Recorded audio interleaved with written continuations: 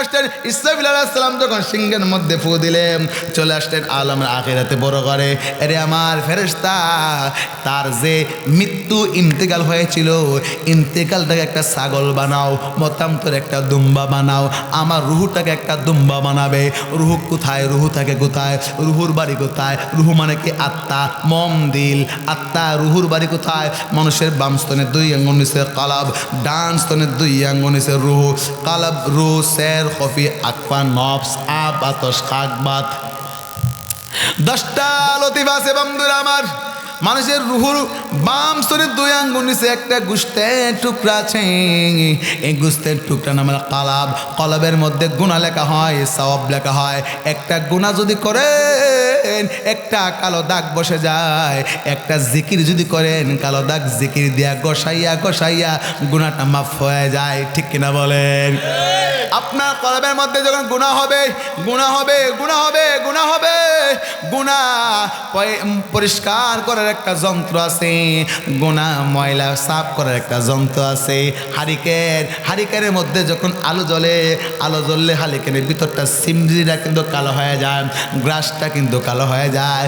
এখানে কিন্তু টাকা দিয়ে পয়সা দিয়ে আপনি কোটি টাকার মালিক হতে পারেন। ফুফা দিয়ে এই গ্লাসের চিমড়ি কিন্তু ময়লা কিন্তু দূর হবে না। ময়লা দূর করতে গেলে ঘষা লাগবে, মাজা লাগবে। ঠিক কিনা বলেন? ঠিক সেইভাবে, ঠিক তেমনি ভাবে আমার একটা পোশাক মনে করেন, এই পোশাকের মধ্যে সাদা পোশাক, কালো দাগ লাগছে, কষ্ট হইতেছে? কষ্ট হচ্ছে? প্যান্ডেল কিন্তু মোটামুটি প্রায় বইরে গেছি গা, এখন চলবে, পরিবেশ হয়ে গেছে। ঠিক না? মারহাবা বলে, মারহাবা। মোটামুটি চলে, এখন সুন্দর মানুষ হয়ে গেছে আলহামদুলিল্লাহ।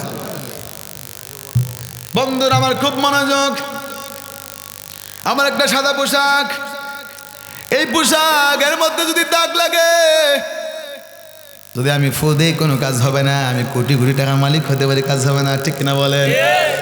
কি করতে হবে? না, সাবান লাগালে কাজ হবে না। সাবান লাগালে কাজ হইব? কি করতে হবে? ঘষা। কি করতে হবে? সাবান লাগালে কাজ হবে না ভাই, ঘষতে হবে। তাহলে বোঝা গেল পোশাক আছে, দাগ লাগছে, সাবান লাগে, এটার সাবান ধুয়ে রাখলেন, পরিষ্কার হইব নি? ঘষা লাগবে রে, ঘষা লাগবে। ঘষা দিলে কিন্তু ময়লা পরিষ্কার হবে।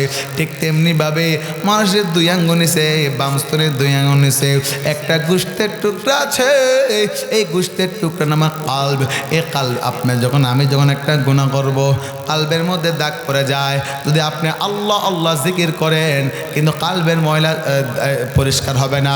চক্ষু বন্ধ করে মহব্বত দিয়া, মজা লাগাইয়া যদি আল্লাহ আল্লাহ আল্লাহ হয়ে একটা ধাক্কা দেন, মজা লাগায় যদি কলবে আল্লাহ হয়ে ধাক্কা দিতে পারেন, আল্লাহ বলার ধাক্কার ছুটে গুনাহগুলি বাঙ্গা সুরমান হইয়া গুনাহ মাফ হয়ে যাবে।